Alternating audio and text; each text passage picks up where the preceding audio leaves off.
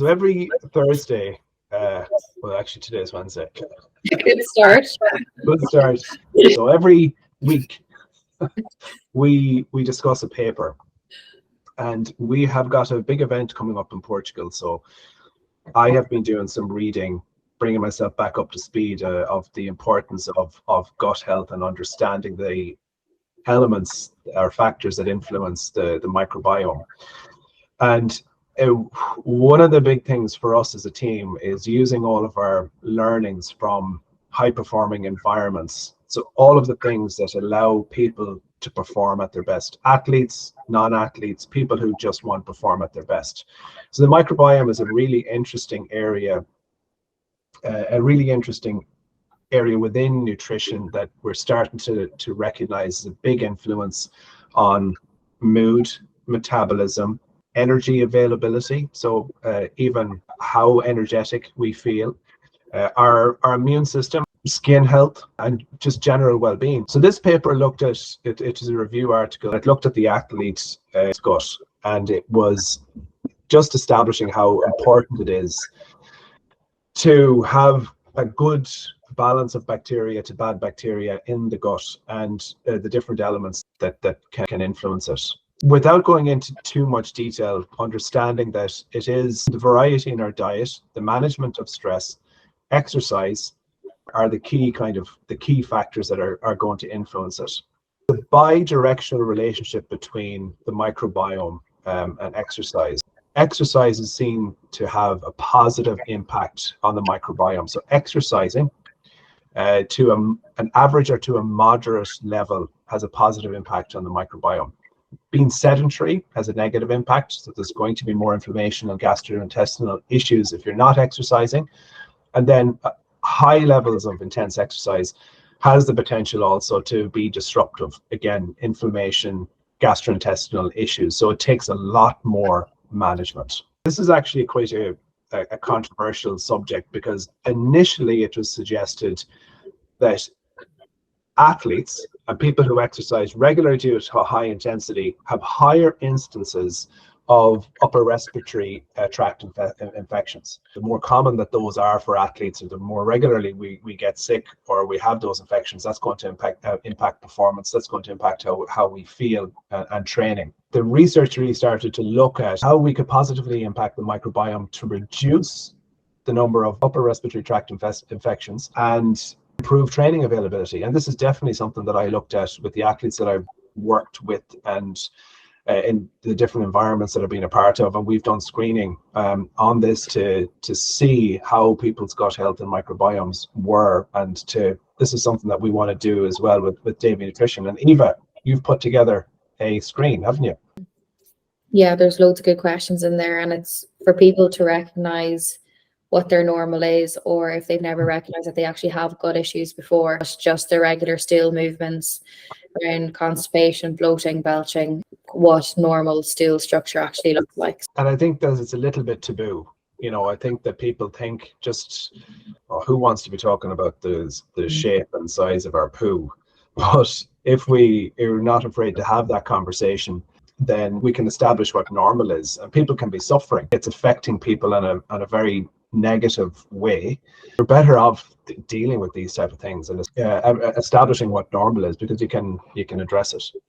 Our microbiome is something that is dynamic and changes over the course of time.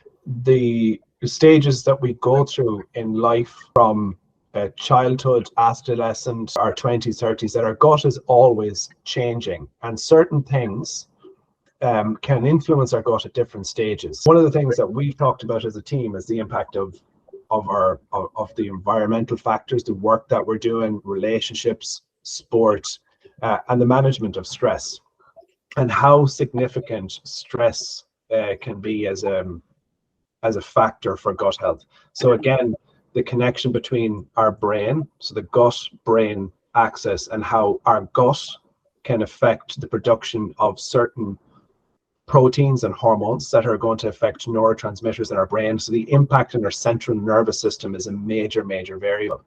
So if we are stressed because of an environmental factor, that can displace good bacteria, increase the presence of bad bacteria, which is affecting metabolism, availability of nutrients, our stool movement. So it could be constipation, it could be diarrhea. It's affecting our feel-good hormones.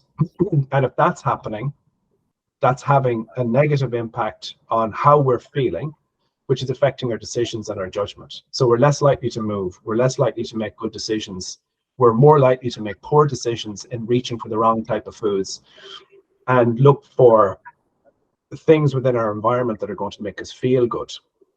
So knowing that our brain is affecting our gut, and then if our digestion and the balance of good bacteria to bad bacteria in our gut is not optimum or is not in a good place, that's affecting the production of feel-good hormones. So there's a nerve called the vagus nerve, which communicates between our gut and our brain, and understanding that connection is really powerful. So just to summarize, exercise is important for gut health. The recommended level of exercise, just the general recommendation for exercise, suggested to have a really positive impact. People who regularly do very high intensity exercise, particularly endurance athletes, are more likely to have gut issues, or there may be issues around inflammation and bowel movement, and it takes a lot more management. There's a connection between our brain and our gut that's heavily impacted by stress and environmental factors. Everything from sleep, our environment, relationships, stress, to our diet. There's a significant genetic component to this. So if there was issues in your family previously, it's probable that they're going to be passed on. But we can have some really positive impacts on our gut health if we observe and monitor, and it is something that changes over the course of time. So understanding these variables and understanding the role that our gut health plays in our overall health can be immensely powerful. Our gut is suggested to be as individual as our thumbprint. It is really, really personal to each of us. One food could be really positive for my gut or negatively affect another person's gut. Apart from movement and exercise and management of stress, variety and fiber intake are critical. And then there's a lot of work being done at the moment on probiotics and prebiotics. And I'm going to hand over to somebody else to describe what probiotics and prebiotics are. Leave that to the dietitian, Eva. No. No, Heather. Prebiotics play a role in feeding the gut and the good bacteria, whereas probiotics will add to the bacteria that's there. Like root vegetables, whole grains will all feed into that and act as prebiotics, whereas probiotics you get from kefir, other live foods, kefir, sauerkraut, or probiotic supplements. There's a really simple way for me to understand prebiotics is things also that have, like, including skin, the skin of a vegetable. It's understanding that there's other types of fiber within food, like an inulin is a type of prebiotic fiber. And we see that in onions and garlic, and that's why we flag it for athletes, because too much of those can cause bloating, flatulence, and upset our digestion. Prebiotics have been found to be, if you get all of those variables right from a lifestyle perspective and from a nutrition point of view, there is some positive research to say that the right type of probiotic can help to support the establishment of good bacteria in your microbiota or your microbiome. It's quite individual in how people respond. For cases like Crohn's disease, IBS, colitis, there has been an improvement in people's symptoms. The other area of real interest, and this paper discusses it as well, is antibiotic use. So if you have a period where you've used antibiotics, there is evidence to suggest that that can negatively affect the microbiome as well. And actually, that's the first thing that comes into my head when I'm sick and antibiotics are mentioned. I constantly think about how long is it going to be before I can reestablish a really good balance of bacteria if I use these for a prolonged period of time. So that's one of the reasons why I try to avoid them. But probiotics have been found to be a positive way of supporting the microbiome following antibiotic use. I think for anyone that's on even long-term antibiotics or on regular doses of them, it's definitely a helpful one to put in there, because they're going to be constantly taking out all the good and bad bacteria. So you want to get that populated as quick as possible. So that's when probiotics can come into good use. So in summary, our microbiome is really important. Research continues to increase in this space. Exercise is a key variable for a healthy gut. People who exercise to very, very high intensities need to pay attention and invest the time and energy in understanding what food works, the timing of food, even looking at things like fermented foods and probiotics. There are prebiotics, there are probiotics that have potential. It is establishing the right probiotics and prebiotics for you within your own particular circumstance. Variety in our diet is the key variable for making sure that our microbiomes and our microbiotas are in a good place. Athletes can suffer from increased gastrointestinal and respiratory infections as a consequence of high intensity exercise. Now, that has been challenged in recent years.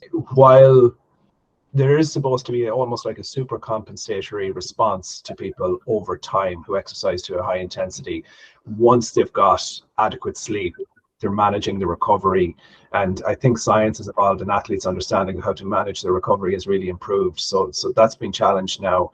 But that if we support our microbiome and we understand all the variables that influence it, we can ensure good gut health. It's about establishing those variables for us on a very individual level, and a reminder that our gut is like our thumbprint. Foods that will be beneficial for me, one that we talked about, the garlic, the onions and the certain fibers, they're definitely red flags for me around intense exercise, whereas they mightn't be an issue for others.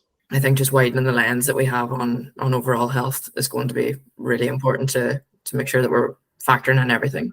Yeah, I think no matter how well you have a routine established when it comes to, you know, your nutrition coming into competition, like for me personally, from a match point of view, I feel like I've got a strong fueling strategy, but then certain things can happen even within your mind that can disrupt your digestive system, and it's having practices to support, you know, when stress does arise. For me at the weekend, I noticed there was a bit of an increase in nerves. It's just about having some kind of mind management. For me, it was deep breathing and just bring myself back to the present moment, and that was definitely helpful for just trying to reset and feel a bit more comfortable in a stressful situation.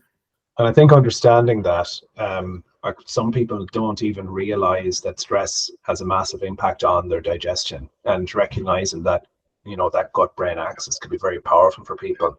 But knowing you need to address your gut health, and just taking a probiotic or changing your diet may not actually address your gut health issues if you're constantly suffering from stress circumstances in your life. When you're dealing with any situation like this, it's very individual in your approach from person to person. And so you can't just read off a blank page or off a page and say, this is me, and try everything. So it has to be tailored to the individual.